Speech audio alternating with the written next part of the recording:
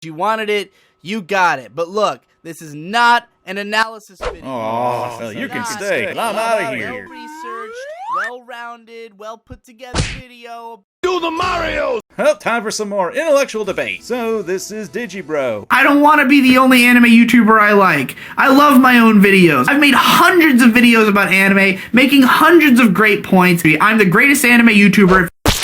Yeah, that pretty much sums up what we're dealing with today. But before we get to the actual video, we first need to dive into Twitter, as that's where this insanity began. After all, I don't want to be accused of not giving context. I mean, it's not like context can actually improve the quality of... But then his best videos were always the one where there was a deep context, where there was this deep reason for why he was talking about it.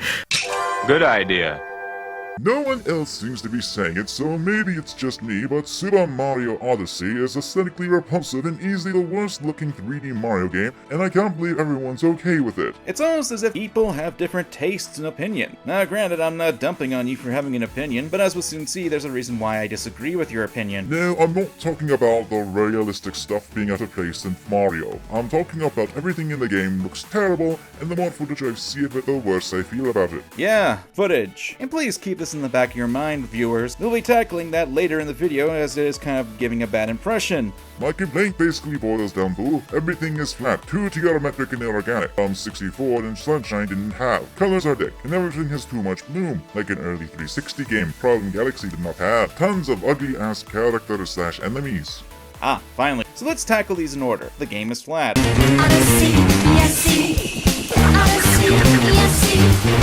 Yup, sure looks flat to me. As with the comparison to Sunshine and 64, I will agree with Sunshine didn't have that problem, but 64?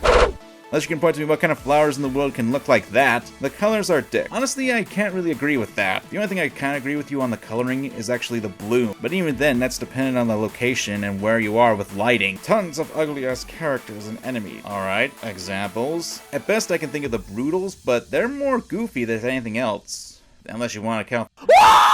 But that's done on purpose. Honestly, most of the enemies like the Goombas, the Koopas, the Cheep Cheeps, and other standard enemies look the same as they did in other games, save for a little bit of bloom. That's kind of the art style for the game. While there is a real element in the graphics, there's still more goofy elements than the style. You see, this is kind of an issue when you use Twitter. Even when they did double the character limit, you still can't express yourself properly. That's why Twitlonger is a thing. Then again, you didn't have to make this tweet. You know, something by that your own omission isn't a popular opinion. The game itself has been well received and is really popular. Hell, ratings on some sites put it out a perfect 10 or somewhere up there. Now, why am I saying this? Well... I have no need for more attention. I get way too much of it for just trying to state a simple opinion about why I don't want to play a game people are constantly inundating me with. I mean, it's not like you can say you don't have a Switch and can't play the game and I don't own a Switch, and I cannot play Mario Odyssey. I'm not interested in owning a Switch. I don't want a Switch. There's nothing on it that I'm really that interested in yet. Oh, well, that would have been a decent reason as to why you don't want to play it. After all, $350 is a lot to put down for just a single game. But once again, with this tweet, I don't believe you. And why should I? You could have told this to people privately or just said you weren't interested in the game. But nope, you had to give a reason with this, saying that it looks, as though your video puts it, ugly as sin. And why are you acting surprised you got backlash? You knew this was an unpopular opinion. Unpopular opinions tend to attract ire from other people. And yeah, the video. Before we get onto that, let's look at the description, shall we? Also, not everyone who disagrees with popular consensus, even regularly, is trying to be a contrarian, and the other voices need to be represented. Okie dokie, I'll hold you that in case you come trolling around my comment section and try to invalidate my opinion on your thoughts. And no, it's not for attention, I get too much of that. And no, it's not for money, because I won't make any after swearing this much in a video. Also, Nintendo blocked monetization.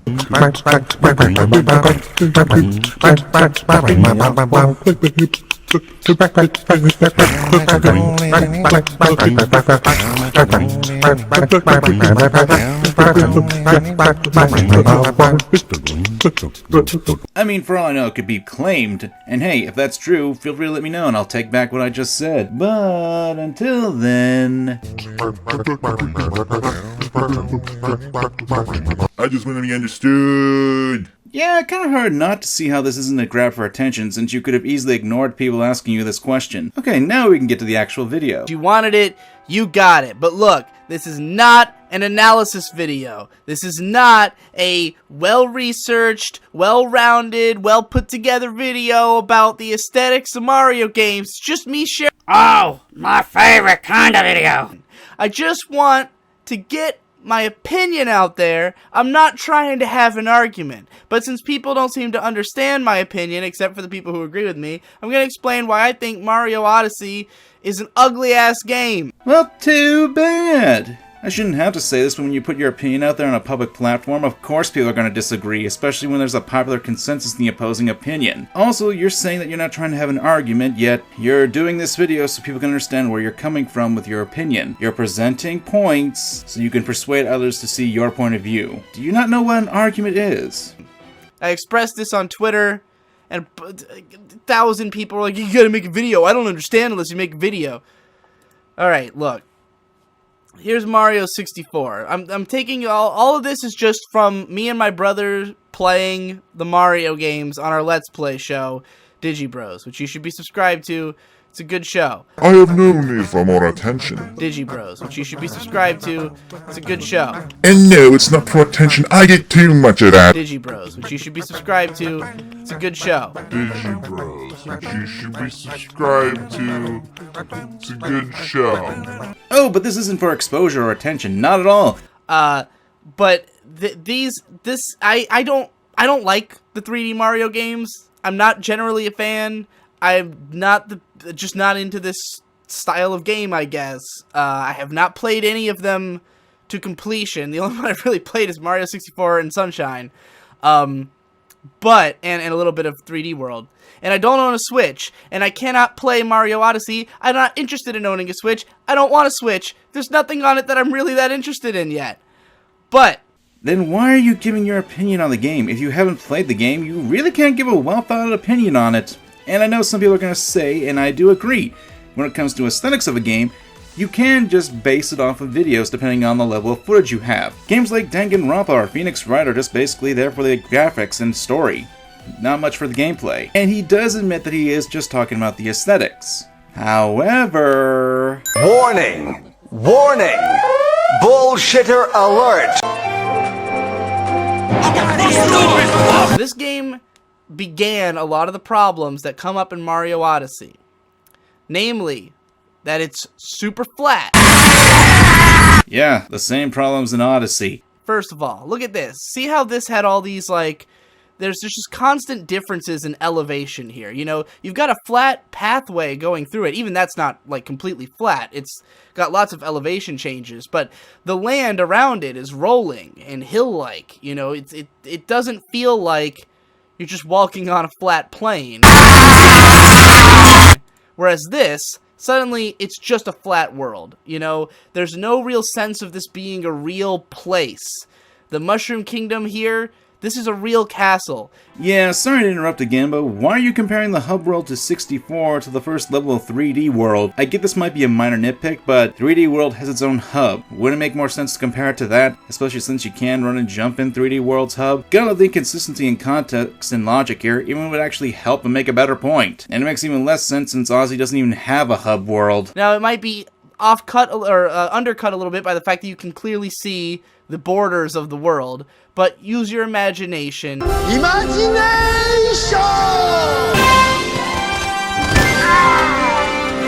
It's a fine looking game, I would say. Like, it does not have the strength of art design that Mario does. I mean, obviously this is not a memorable location at all. You will never play this level in Smash. You will never see this level drawn fan art of, you know.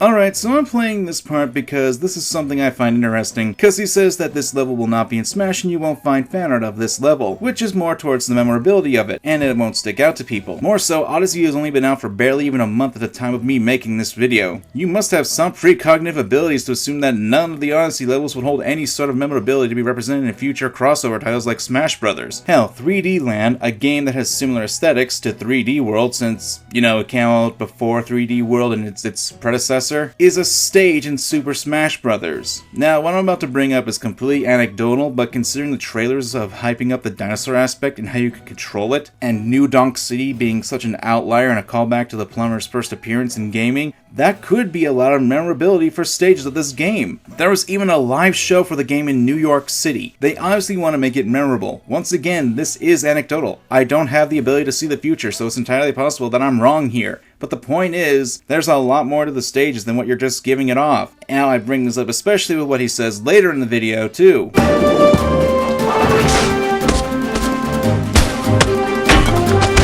Now, not only we do have some rolling hills, but they're sort of very individual among what is otherwise a totally flat field, which is a weird, goddammit, fucking audio, a weird combination. Whereas Mario 64, everything had this rolling terrain. This is more like you took a flat plane and you grabbed like points on it and just pulled them up. Like if you're playing Roller Coaster Tycoon and you're building hills that way, but they're all like individual. They're not even coming out of each other, you know? And otherwise, everything is just everything's so geometric. Like, the way that the way that the elevation is not natural feeling the way it is in Mario 64, where, you know, again, look at the way everything kind of rolls off of each other. This is like... No, duh, everything looks geometric. An artificial town based off top hats and bowler caps. It'd only be natural to make the rest of this stage be based on more geometric designs. After all, what's a top hat more than just a cylinder? Hell, the hills themselves actually play into that design as well, since they resemble that of the female Bonitors, since they're based off bowler hats. It's a theme that resonates with pretty much every stage in the game, and the land reflects the resonance. Heck, this even applies to the original Mario, Mushroom Kingdom, the Toads. It's kind of been a staple of the game design. Even then, Super Mario 64 had a lot of stages that were just geometric shapes to them. You want to talk artificial? This looks more artificial than the swollen hills. Hills are not chiseled out. Also, again, no duh, this doesn't look natural looking. It's not supposed to look natural. It's a kingdom filled with ghostly creatures, something that's supposed to evoke an eerie and whimsical feel into the players, especially with the scene that was shown right before this level gets introduced.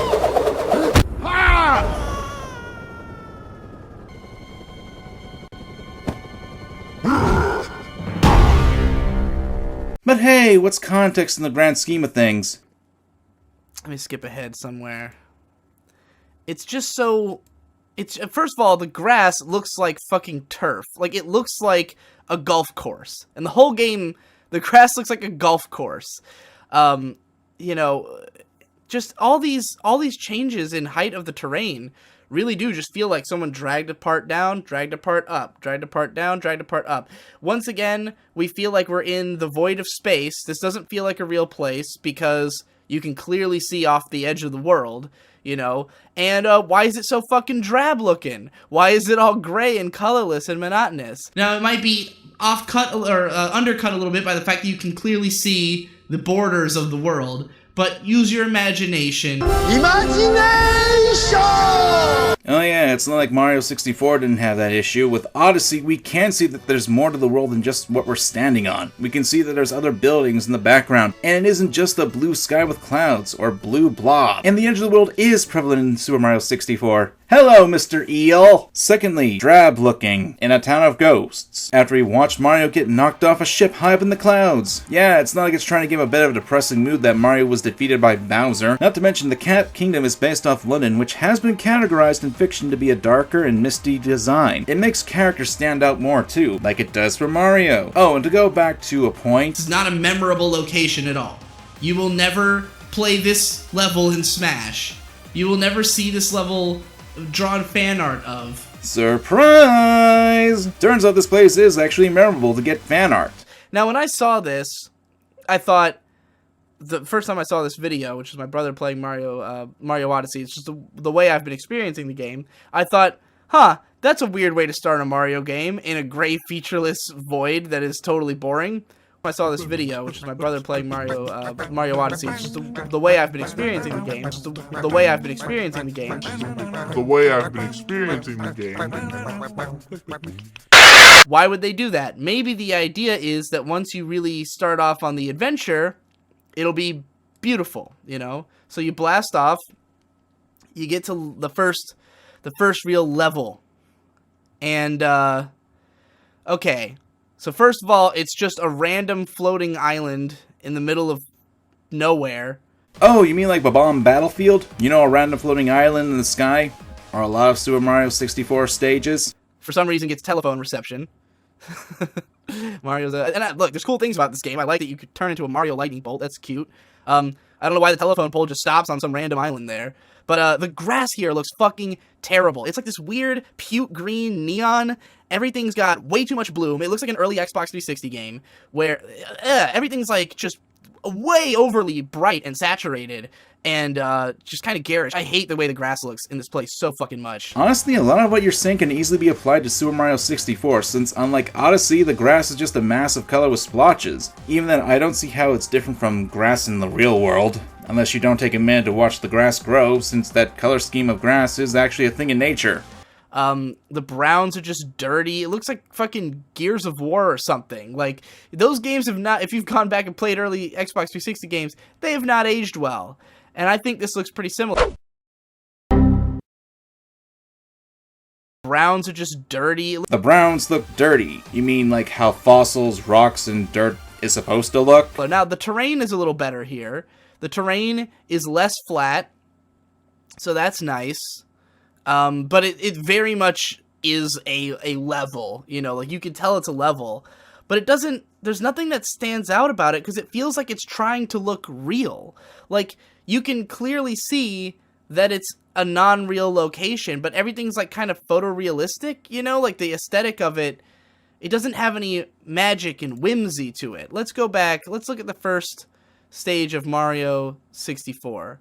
We show up in this place, and similarly, it's like it's a bunch of grass and browns, but there's like cannons and bomb people and weird floating islands and shit, and it's immediately way more distinctive. And you blatantly ignoring everything in Odyssey has shown up to this point. The ghostly people, the hat-like structures, the looming atmosphere. Oh, I'm sorry, that's drab and dark, and apparently doesn't convey any sense of magic and whimsy to it. And this level, incidentally, despite the fact that it is a very small level, because there's a huge mountain in it, it feels very tall and vertical and spacious.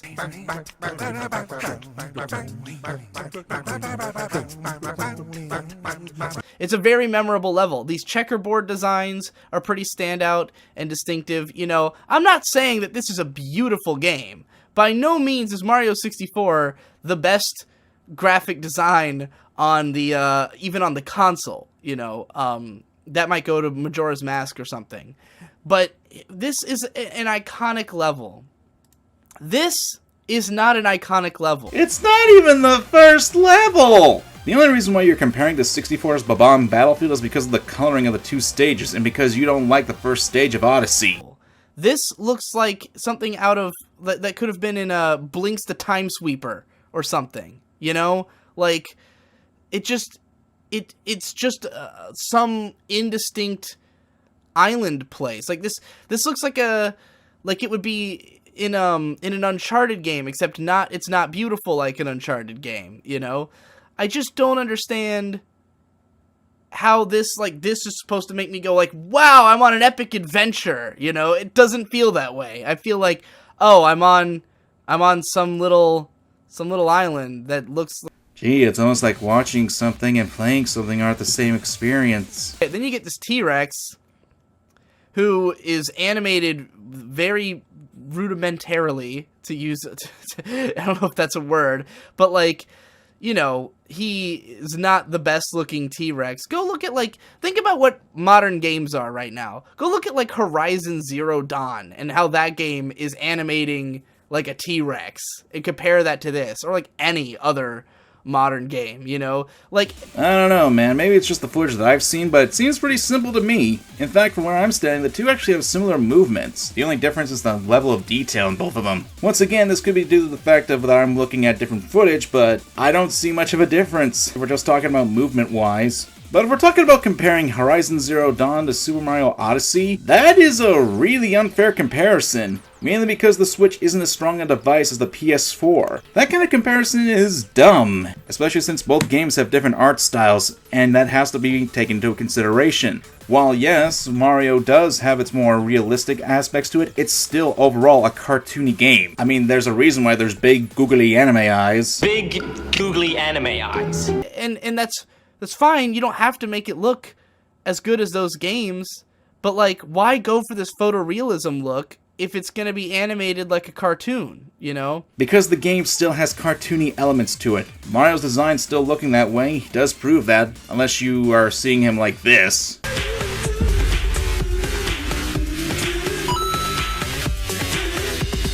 Honestly, this comes off as you complaining for the sake of complaining. Go back over here. This looks way more pleasant.